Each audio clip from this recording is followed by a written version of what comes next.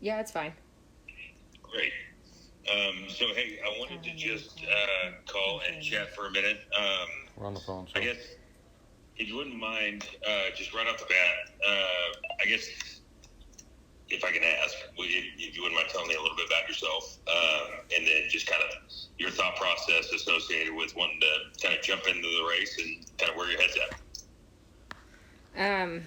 So as far as jumping in the race, I'll be completely honest with you. I never really wanted to get involved in a county level within Vigo County. I have my reasons for that.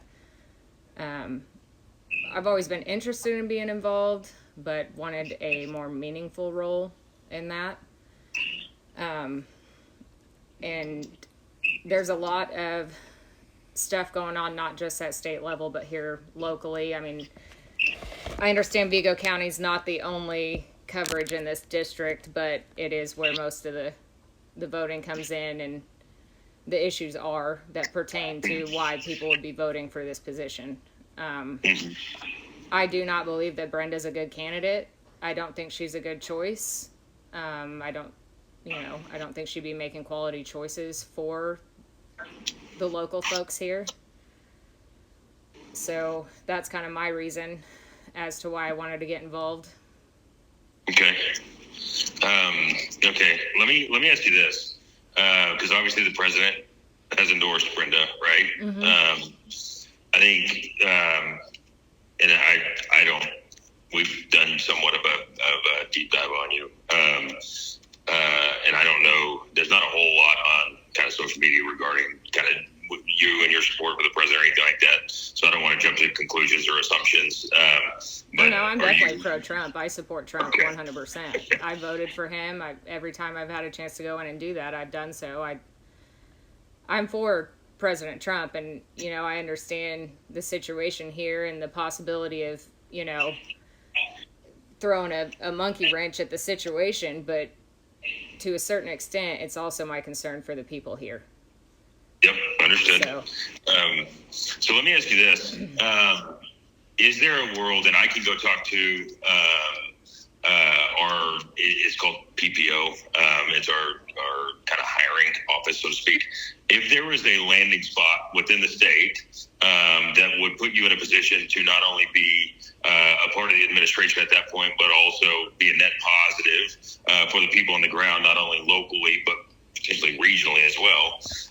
Is that something that would be interesting to you? As far as employment? Uh-huh. I'll be honest with you. I mean, I don't think that it would be a position that can contend with what I have right now. Okay. So. Okay. Just curious more than anything, because there's a lot of folks that want to be helpful, that want to either put their name on a ballot or they want to come into the admin if that's a potential as well. So I just thought I would ask. Yeah, no, I understand. Okay. What is your thought process with Greg Goode? To be honest with you, I don't fully agree with his stance on, our county taxes going to the school corporation and what his plan is for that.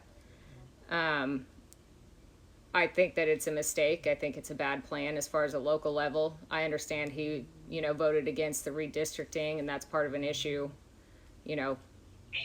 President Trump wise, but I honestly don't know the full scope about him to say anything about him.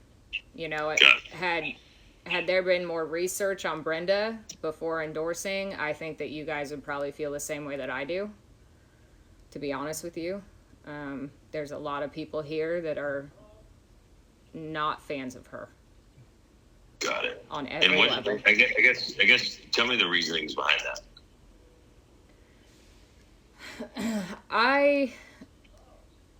I don't want to talk poorly about somebody, I don't think that that's something that should come from me, and with campaigning, that's not something I'm interested in.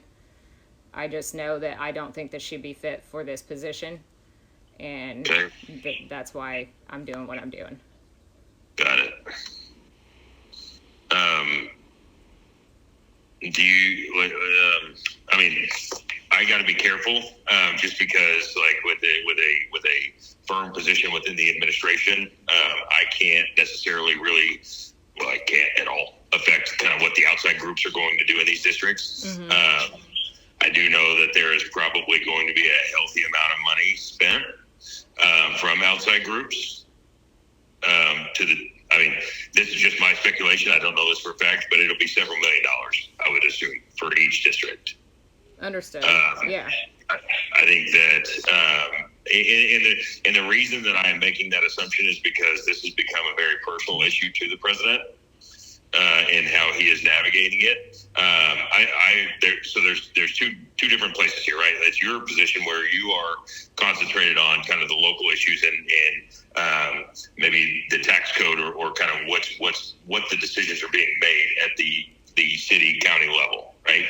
As far as president looks at it, it is there's a group of individuals that stopped me from having a potential or having a greater potential of protecting the United States House of Representatives in the majority.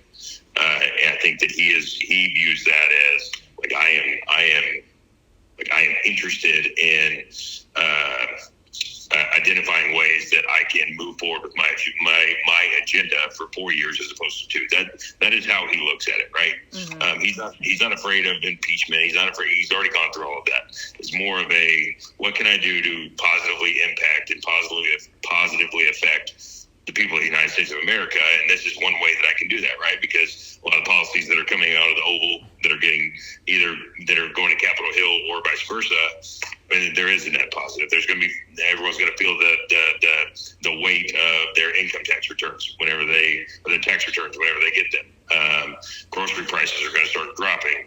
Gas prices, home. Right? I mean, there's an initiative to tackle cost of homes. Like it's a much larger thing than just these people voted to not redistrict, and that's where his head is at, and that's why we are solely focused and want to make these races a 2-man race because we see that as.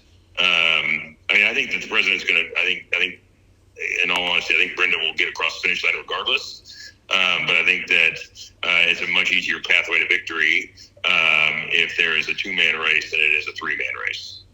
And I don't know if there is a way that I can help or any of us can help bridge a gap between the two of you to where you have some say in what has transpired whenever the state Senate goes into session after this election cycle. I don't know if there's something that we can elevate you to be a bigger impact to the people of your community. I'm just trying to think outside the box to where we can kill 2 birds with 1 stone, and you have the ability to affect change and do exactly what you're talking about doing, but also we have the ability to take out Greg Goode and move on. And would there be a reason that you would think that I couldn't do that on the state level if I were to get in? Because I don't really understand that. I'm not suggesting that you're a bad candidate by any stretch of the imagination. I don't know a ton about you, to be honest. There's not a ton that we can kind of look up or anything like that. And so I'm not suggesting that you would be a net negative here. I'm just saying that where I come from, all of my orders and kind of how I operate stems from the president, like the Oval Office, right? And so since the president has endorsed Brenda, that is where the signal flare has gone out to the masses, to include myself, of this is the president's decision. We are moving forward and writing out the president's decision. That's kind of how this thing works for us. Okay. And so I'm not suggesting anything negative on your end at all. I just, like I said, we don't know a tremendous amount about you. Understood. So, I mean, I'm going to ask the point blank question here. Is there a pathway to where you would put some thought into another route to making an impact in your community? Would you have any suggestions other than taking a state job that, Wouldn't have to be a job. I think that we can think outside the box here. I don't know that I have the firm answer as we sit here today, and I'm open. I am absolutely unequivocally open to any ideas that you have to entertain to try and get us to a yes. or try and get us there. I just don't know what all that looks like, but I can 100% put my head down to the grind and figure out what that may look like. Okay. And that is a, like, you have my word on something like that.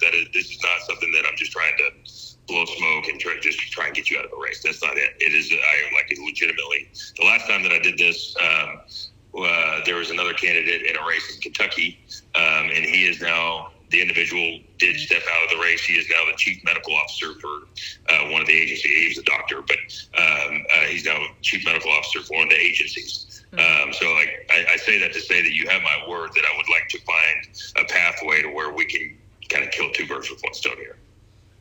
I mean, I'd be willing to hear whatever out. I know we have a short window here.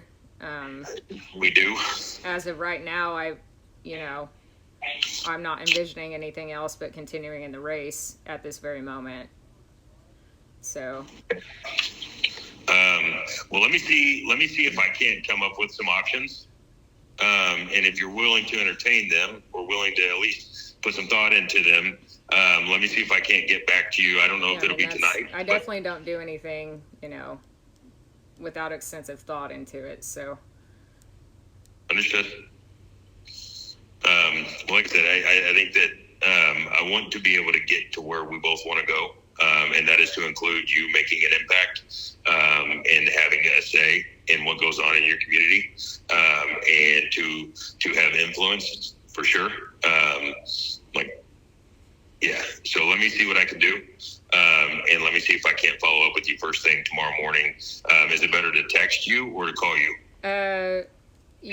I would shoot a text first, to be honest with you. I have quite a few meetings throughout the day, so it's hit or miss on whether I'll be able to pick up the phone. Understood.